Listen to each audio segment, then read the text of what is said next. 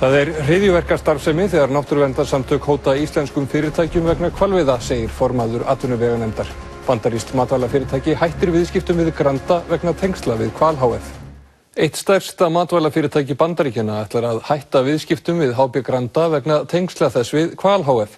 Formaður atvinnuveganefndar Alþingis segir náttúruverndarsamtök stunda hryðjuverkastarfsemi þegar þau hóti íslenskum fyrirtækjum vegna hvalveiða. Norður-ameríska matvælafyrirtækið Highliner Foods hefur ákveðið að hætta að kaupa fisk af HB Granda þar til fyrirtækið losar sig við hluthafa sem tengjast hvalveiðum. Þetta kemur fram í bréfi sem sent var Dýravelferðarstofnun Bandaríkjanna fyrir viku.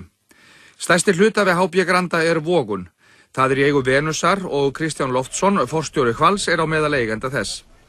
Dýra- og náttúruverndarsamtök Vestanhafs hafa hrósað Highliner Foods fyrir þessa ákvörðun, en formaður atvinnuveganefndar Alþingis ómyrkur í máli aðgerðirnar.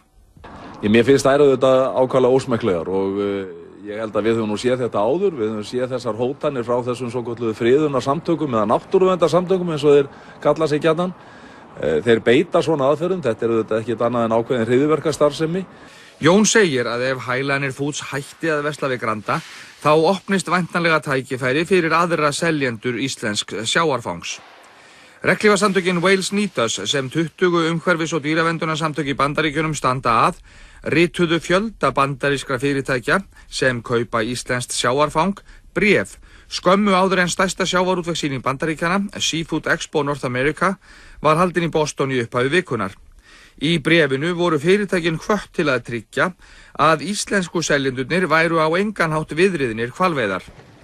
Sérstaklega var vakin athygli á HB Granda og tengslum þess við hvalveiðar. Jón segir að full ástæða sé fyrir íslensk stjórnvöld að bregðast við og benda á að hér séu stundaðar sjálfbærar veiðar sem séu í samræmi við allar alþjóðareglur.